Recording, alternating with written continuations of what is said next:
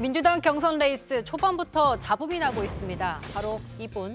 이른바 조국 흑서의 공동저자 김경률 회계사가 국민 면접관으로 나오면서부터입니다. 당원들의 반발 거셌습니다. 대선 주자까지 나서자 선정은 일단 무산됐는데요. 파장은 쉽게 가라앉지 않고 있습니다. 이것은 80만 권리 당원에 대한 심각한 모독이죠. 그 허위 사실도 유포하고 명예훼손을 하고 그래서 우리 정부에 대해서 완전히 그 반정부적인 입장을 취해온 사람인데 불쾌한 수준이 아니고 치욕이죠. 예, 지도부가 사과해야 되고 네네. 경선 기획단 사퇴해야 된다고 봅니다. 이낙연 전 대표도 페이스북에 진정 민주당의 결정인지 믿기 어렵다며 강하게 비판했습니다. 하지만 이재명 경기지사는 시각차를 보였는데요. 우리가 지나치게 예민해지면 국민이 보기에 여유가 없어 보일 수 있으니 대승적으로 대범하게 받아 안는 게 좋다라고 했습니다. 대선 경선 기획단장은 불찰이 있었다면서도 쓴소리를 들어야 한다고 했습니다.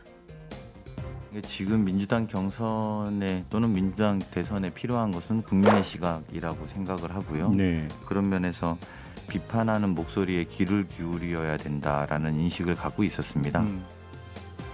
김경률 회계사가 다시 소환한 조국 전 법무부 장관. 경선 연기론에 이어 민주당이 매끄럽지 않은 이 레이스 스타트를 국민들은 어떻게 바라보고 있을까요? 예, 두 번째 주제는 민주당 조국의 늪으로 잡았습니다. 민주당의 경선 면접관에 김경률 변호사를 조국 전 장관은 상당히 비판적이었죠. 이른바 조국 흑서 책도 공동저자로 참여했던 면접관에 선정했다가 바로 취소를 했습니다. 이 논란에 대해서 두 분의 한 줄 평을 먼저 잠깐 듣고 가볼까요? 저는 과유불급 이렇게 과유불급. 얘기하고 싶은데 쉽게 얘기하면 너무 오버하지 마 이런 얘기를 하고 싶어요. 한마디로 하자면. 누가 오버하는 건가요? 아니 그러니까 사실 저 김경률 그 회계사는 제가 다른 방송도 같이 패널로 하고 계신데 저는 김경률 변호사의 현 정부 비판에 대해서 상당 부분 동조하거든요. 동의하지만 그러나 지금 민주당이 김경률 변호사를 국민 면접관으로 데려온 것은 그걸 보면서 아 굉장히 속이 타는구나. 저쪽에서 무슨 대변인 배틀을 한다고 하고 국민의힘에서 그러니까 그걸 보면서 야 우리도 뭔가 좀 이벤트를 해서 사람들한테 보여줘야 되고 그러면 우리한테 쓴소리하는 사람 불러다가 야 우리도 이렇게 내로남불 아니고 우리 비판 듣습니다라는 걸 보여주겠다는 의도는 알겠는데 그게 너무 오바였다. 지금 민주당 상황에 비추면 너무 과했어요. 너무 과한 거다. 네, 너무 예. 과해서 저는 한마디로 얘기하자면 민주당 멍미 이렇게 얘기하고 싶습니다. 멍미 네. 댓글에 나왔던 건데요. 그게 김경률 회계사가 예. 자기 SNS에 그 보도가 나온 직후에 썼던 글이에요. 예. 사실은 제가 좀 친분이 있습니다. 같이 활동을 오래 했기 때문에 그래서 아침에 통화를 했어요. 근데 굉장히 본인은 어쨌든 황당하기도 하고 좀 불쾌하기도 하고 왜냐하면 뭐 오랜 비판자였잖아요. 그렇죠. 특히 이제 조국 사태 이후로. 예. 그래서 전화가 민주당 쪽에서 와서 이 대선 경선 과정에 비판자들의 시각도 반영해서 후보들을 한번 이렇게 좀 인터뷰를 하고 싶다 이런 거여서 뭐 고민 끝에 응했는데 이걸 취소했는데 그 취소된 것도 보도를 보고 알았고 취소되고 나서 이제 실무선에서 연락이 와가지고 좀 약간 어이없어하는 가장 기분 나쁜 네, 그죠? 어이없어하는 포지션이지. 상황이었고요. 그러니까 지금 이제 우리 김 선배 말씀하신 거하고 일맥상통하는데 그 남의 떡이 커 보여도 그건 남의 떡이에요. 요즘에 이제 국민의힘이 여러 가지 그 예. 이준석 바람을 타고 여러 가지 이제 컨벤션들을 일으키고 그 효과를 누리고 있잖아요. 부러웠겠죠. 그러다 보니까 뭐 지난번에 그 청년 비서관 논란도 좀 생겼고 이번에 이제 대국민 면접 이것도 다분히 어떻게 보면은 저쪽에 이제 나는 국대다 이걸 의식한 그렇죠. 측면이 있는데 준비가 안 된 거죠. 예. 당내에 이런 게 제기되면 주자들 간에 별 이견이 없이 다소 조금 좀 그 기분 나쁜 측면이 있어도 넘어갈 수 있을 정도의 합의 기반을 가지고 저걸 추진했어야 되는데 대선 준비단이 좀 대선 기획단이 마음이 급했던 게 아닌가. 그러다 역풍을 맞은 상황인 것 같아요. 대선 경선 기획단장인 강훈식 의원이 저희 화요일 패널인데 그렇죠. 고생을 너무 많이 하고 있어요. 근데 좀 그러니까 지금 두 분 말씀은 지금 민주당 상황이 김경률 회계사를 받을 만한 상황이 아니었는데 극약 처방을 쓰려다가 먼저 쓰러졌다 뭐 이런 것 같은데요. 아니 김경률 회계사를 예를 들면 그 민주당 당원들 교육을 시킬 때 네. 외부의 시선을 들어보자라고 하면서 들어와서 김경률 그 회계사가 막 비판적인 목소리 보이는 건 예를 들면 진중권 평론가도 그 그쵸. 국민의힘에 가서 얘기를 했었거든요. 네. 그건 좋다 이거예요. 하지만 저분들은 어쨌든 대선 후보를 뽑는 자리잖아요. 근데 또 면접관이라는 것은 어떻게 보면 면접하는 사람이 갑이고 면접을 받는 사람은 을의 위치인데 그런 모습까지 연출을 하는 것은 그건 이게 좀 너무 어색하다. 일단 뭐 저희가 이 뭐 썰전 토크가 끝나면 김경률 회계사를 전화로 연결해서 얘기를 좀 들어볼 예정입니다. 그런데 그 부분이 있습니다. 민주당에서 얘기하는 거는 그러니까 이른바 조국 흑서 아무도 경험해보지 못한 나라라는 책에 보면 뒤에 사모펀드 의혹들이 나오고 그렇죠. 거기에는 이제 익성이랄지 WFM 그다음에 서울의 공공사업에 블루펀드가 참여했다. 이런 이제 권력형 범죄에 대한 의혹들이 제기되거든요. 그런데 얼마 전에 대법원에서 조국 전 장관의 조카 조범동 씨에게 하면서 정경심 씨가 연루된 공범의 권력형 범죄의 혐의는 없는 것 같다. 없는 것으로 일단 됐습니다. 근데 그 부분 때문에 민주당에서는 잘못된 의혹을 제기한 사람을 왜 면접관으로 쓰냐. 뭐 이렇게 얘기하는 것 같은데 근데 또 너무 민주당에서 너무 과하게 반발하는 건 아니냐는 얘기도 있고요. 근데 이제 민주당의 뭐 정세균 전 총리나 또 이낙연 전 대표나 그 항변도 일리는 있어요. 왜냐하면 이제 김경률 그 회계사가 그냥 단순한 비판자 이상의 그런 비판을 했던 것도 사실이고 또 최근에 나온 대법원 판결로 미루어 봤을 때 사모펀드가 권력형 범죄거나 정경심 교수가 공모됐다라는 건 이제 법적으로 그렇지 않다고 판단이 내려진 거였는데 횡령 혐의에 대해서요. 그걸 강하게 주장한 사람을 굳이 왜 여기 불러가지고 후보들을 압박해야 되느냐. 그리고 그거는 당 지도부가 이 후보들 간의 공정한 경쟁이 아니라 어느 특정인을 염두에 둔 듯한 그런 편파 경쟁을 불공정 선거를 추진하는 거 아니냐. 심지어 이런 이제 문제 제기까지 하고 있거든요. 근데 이제 제가 한 가지 여기서 눈여겨 보는 거는 최근에 이제 민주당의 이런 류의 흐름이 약간 패턴화되어 있습니다. 일단 지지자들이 난리가 났어요. 네. 저게 알려지고 나서 그리고 뭐 SNS부터 시작해서 당 게시판부터 시작해서 난리가 나니까 그거를 이제 또 주자들이 받아서 당을 향해서 문제 제기를 하고 뭐 심지어는 경선기획단 해체해라, 다 사퇴해라 이런 얘기까지 나오고 있어서 물론 이제 지지자들의 목소리, 당원들의 목소리 중요합니다. 그러나 정치적 결정을 내릴 때는 당원이나 지지자들의 목소리만 가지고 정치적 결정을 내릴 수는 없어요. 예. 그러려면 당이 왜 필요합니까? 맞아요. 그런 면에서 봤을 때 너무 이게 강성 지지층의 집권 여당이 끌려다니는 거 아니냐. 심지어 대권 주자들이 경선을 의식해서 그 눈치를 너무 보고 있는 거 아니냐. 이제 이런 지적에 대해서는 한 번쯤 민주당도 귀 기울여서 들어봐야 되지 않을까 싶습니다. 그래요. 저는 뭐 거기는 전적으로 동의를 합니다. 그리고 예를 들면 이제 그 애를 처음 낳을 때 예. 이건 뭐 비유가 적절한지는 모르겠습니다만 의사들이 그 처음 이제 아이를 낳게 된 그런 부부한테 그 애가 아무리 울어도 애 운다고 죽지 않습니다.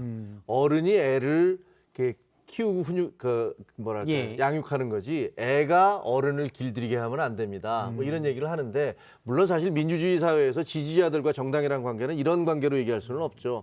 하지만 지금 민주당을 보면 예를 들면 리더십을 발휘해서 자기 지지자들을 왜냐하면 더 많은 정보를 알고 있고 예. 그러니까 더 현명한 판단을 할 수 있다고 생각이 되는데 국회의원들이나 당 지도부가 그게 아니라 굉장히 감정적인 지지자들의 어떤 주장이라든가 이런 것들에 끌려다니는 모습을 보이는 것은 뭐 이게 성숙한 정당이라고 할 수도 없고 더구나 이게 집권한 지 4년이나 지났는데 아직도 계속 그런 모습을 보이고 있다. 그럼 이게 뭐지? 이런 생각이 들어요. 일단 오늘 강훈식 의원, 그러니까 경선 기획단장을 맡고 있는 강훈식 의원은 라디오 인터뷰에서 이렇게 얘기했습니다. 민주당 대선에 필요한 것은 국민의 목소리에 더 귀를 기울여야 된다. 이 말은 이제 이른바 당신보다는 민심에 더 열려야 된다라는 취지의 맥락으로 해석이 되고요. 그런 면에서 비판하는 목소리에 귀를 기울여야 된다는 인식으로 김경률 회계사를 섭외를 했었다라는 취지로 얘기를 했습니다. 그런데 일부에서는 뭐 이런 지적도 있습니다. 왜냐하면 김경률 회계사가 강도 높게 비판한 게 조국 전 장관이었기 때문에 어떻게 보면 민주당의 가장 아킬레스건을 건드려서 또 일부 대선 주자들이 강하게 반발한 거 아닌가 이런 얘기도 있고요. 여기에 대해서 근데 약간 다른 얘기도 나왔습니다. 오늘 이제 이재명 지사만은 여론조사에서는 가장 여권 중에 앞서 있잖아요. 이재명 지사는 물론 좀 김경률 회계사 면접관이 약간 부적절할 수도 있지만 어차피 다른 면접관도 있는 데다가 여러 목소리를 듣는 게 뭐 대범하게 들어보면 되는 거 아니냐라는 라는 취지로 본인은 크게 반대하지 않았었다는 맥락의 얘기를 하기도 했는데요. 또 온라인 기자간담회에서는 조국 전 장관에 대해서 조금 강도 높은 얘기를 하기도 했는데요. 잠깐 그 얘기를 들어보겠습니다. 기본적으로는 검찰권을 불공정하게 행사한 선택적 정의를 행사한 윤석열 검찰에 문제가 있다고 생각합니다. 공직자는 털어도 먼지가 안 나도록 준비해야 됩니다. 저는 조국 장관님이나 아니면 그 가족들이 어떤 행위를 했는지 그게 불법적인지 저는 알지 못합니다. 우리는 인간의 한계를 가지고 있기 때문에 그 법원의 결정을 받아들일 수밖에 없어요.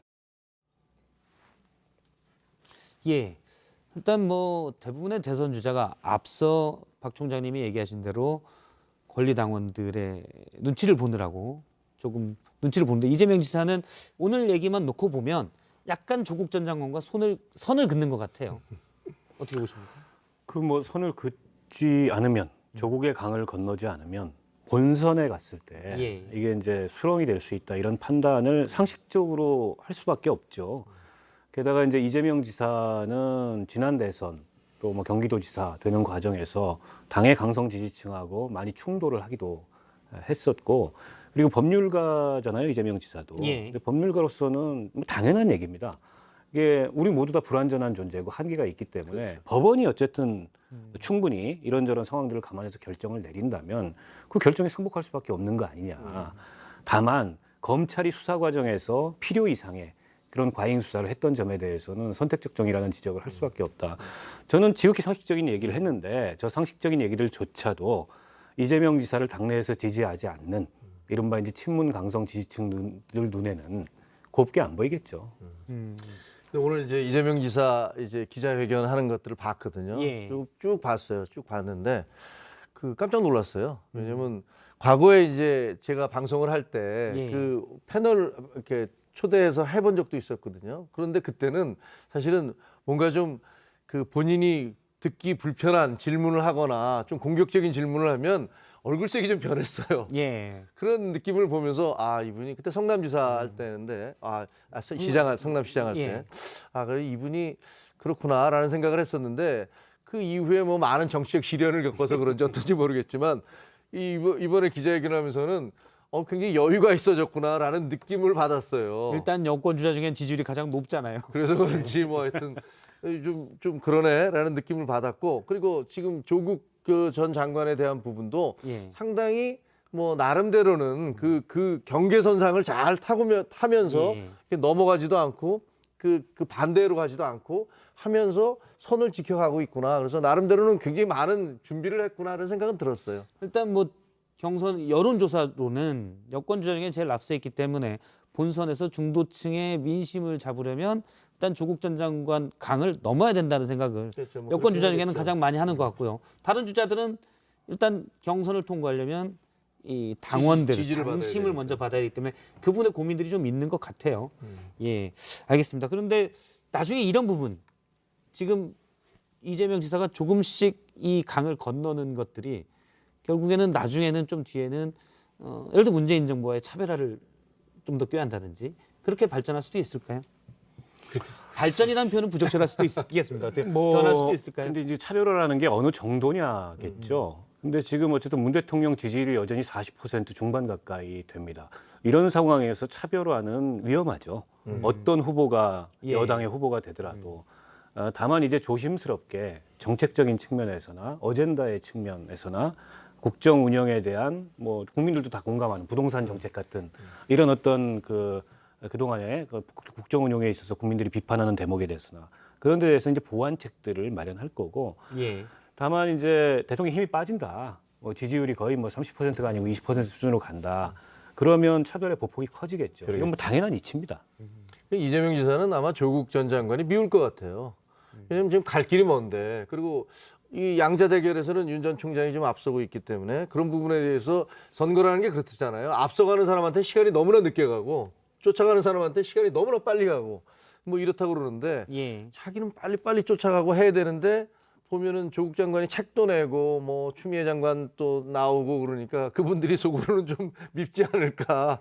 좀 국민들한테 좀 잊혀지게. 그래서 나는 내 길을 갈 수 있도록 좀 해줬으면 좋겠다. 이런 생각하지 않을까 싶네요. 알겠습니다. 계속 이제 진행되는 거 봐야 되겠고요. 오늘 두 분과의 얘기는 여기까지 듣도록 하겠습니다. 네, 고맙습니다. 고맙습니다.